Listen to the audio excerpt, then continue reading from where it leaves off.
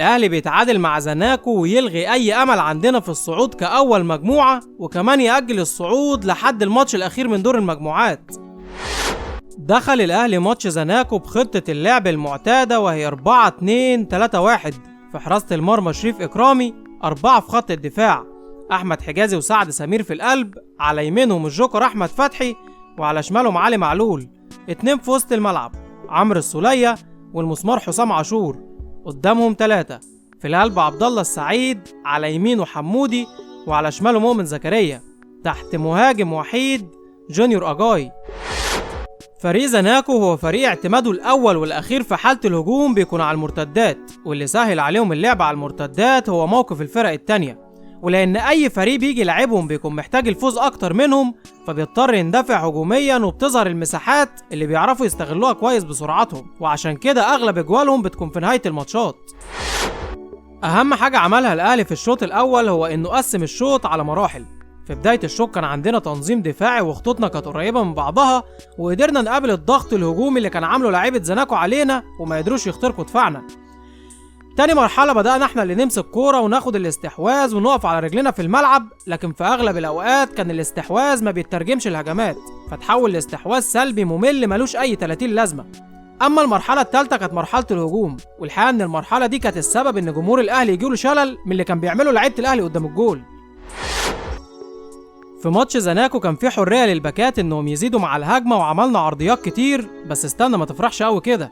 بالرغم من كمية العرضيات اللي عملناها، لكن ما كانش فيهم غير 1 أو 2 هم اللي ملعوبين صح، والباقي كله بنرفع من الشمال تروح لليمين، يا بنرفع من اليمين تروح للشمال، يا بتطول مننا وتطلع ضربة مرمى علينا، يا بنريح نفسنا ونطلع الكرة في المدرجات.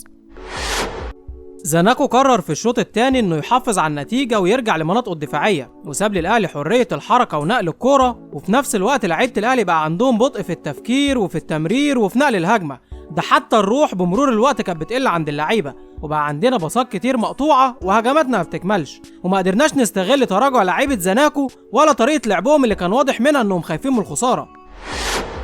الاهلي على الورق في ماتش زناكو كان بيلعب بأجاي كمهاجم، اما في الملعب بنلاقي أجاي بيخرج بره منطقه الجزاء كتير وبيكون هو المحطه لهجمات الاهلي، وساعتها الاهلي بيفقد العمق الهجومي.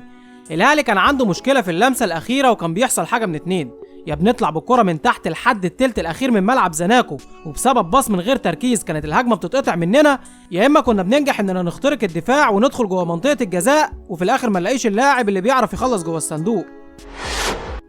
نقطة سلبية متكررة عند الأهلي من بداية الموسم، ما ينفعش فريق بحجم الأهلي يضيع كمية الفرص السهلة اللي شفناها في ماتش زناكو. اللي بيميز الأهلي عن أي فريق تاني هو إنه بيعرف إزاي يستغل الفرص اللي بتجيله، ومن أقل الفرص بيقدر يفوز بماتشات وياخد بطولات. الأهلي ضيع 6 نقط في الماتشين اللي لعبهم مع زناكو في دور المجموعات بسبب الهجمات والفرص اللي ضيعناها، مش لأنهم فريق قوي، وأكبر دليل على كده إنهم ما قدروش يجيبوا أي جوال فينا في الماتشين.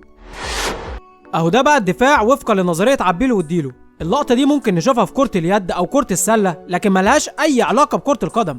طب ممكن حضرتك تديني عقلك، لان عقلي مش قادر يفهم ايه الوقفه الخرا اللي كان واقفها لعيبه الاهلي في اللعبه دي.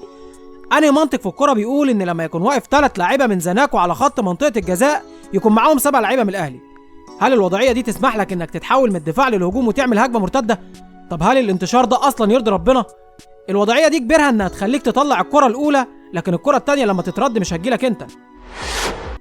تعالوا نشوف احنا بقى لما جالنا فاول وكان تقريبا من نفس المكان هم اتصرفوا ازاي. جوه منطقه الجزاء كان موجود 3 لعيبه من الاهلي معاهم 5 لعيبه من زناكو، وبره منطقه الجزاء كان موجود 4 لعيبه من الاهلي معاهم 3 لعيبه من زناكو، يعني كان عندنا زياده عدديه بره منطقه الجزاء. يبقى الطبيعي اننا نحضر الكوره وبعد كده نوديها على طرف من الاطراف ونعمل العرضيه، لكن كابتن وليد سليمان كان ليه رأي تاني وساب كل الحلول وكل المساحات اللي في الملعب ولعبها في الحيطة اللي كانت ب2 لعيبة ومش واقفين صح ولا حتى قريبين من بعضهم. انا بقى نفسي افهم موضوع الاصابات العضلية اللي بتحصل في بداية الماتش وبتكلفنا تغيير مجاني بدون اي داعي. ممكن اقدر ان لاعب بسبب ضغط الماتشات والبطولات تجيله اصابة، وممكن افهم ان لاعب يتصاب في نهاية ماتش بعد ما يعمل مجهود كبير، لكن اللي مش قادر استوعبه ان لاعب لو جمعنا كل مشاركاته طول الموسم نلاقيه ما يكملش 5 ماتشات على بعضهم وفي الاخر يتصاب بعد 15 دقيقة بس من بداية الماتش. والغريب ان ده مش اول واحد يحصل معاه كده، ولو كنت ناسي افكرك بباسم علي. هل هو عشان اسمه البدري يبقى تغييراته كلها لازم تكون متأخرة؟ يعني هل هو ممكن يتحرق لو عمل تغييراته بدري شوية؟ عبد الله السعيد ولا كان قادر يجري ولا قادر يباصي، وكان قرب يجيب جاز، ورغم كل ده غيره في الدقيقه 79 ونزل صالح جمعه اللي مش عارف هو كان مستني ياخد منه ايه في ال10 دقايق الباقيه من الماتش. ده غير طبعا التغيير الثابت اللي بنعمله كل ماتش بتاع كريم نيدفيد، واللي الحمد لله ما كانش فيه وقت عشان ينزل. بحس ان التغيير ده عباره عن دواء مكتوب لجمهور الاهلي كله ولازم ناخده، وفي الحقيقه اننا في كل مره بناخده. الاهلي يلعب قبل الزمالك بيوم ويتعادل، فيقعدوا يحفلوا علينا لمده 24 ساعه، ولما يجي الماتش بتاعهم بعدينا بيوم وياخدوا على وشهم ب3 تجوال، نقعد احنا نحفل عليهم لمده اسبوع ولحد الماتش اللي بعده. اكيد دي مؤامره كونيه على الزمالك.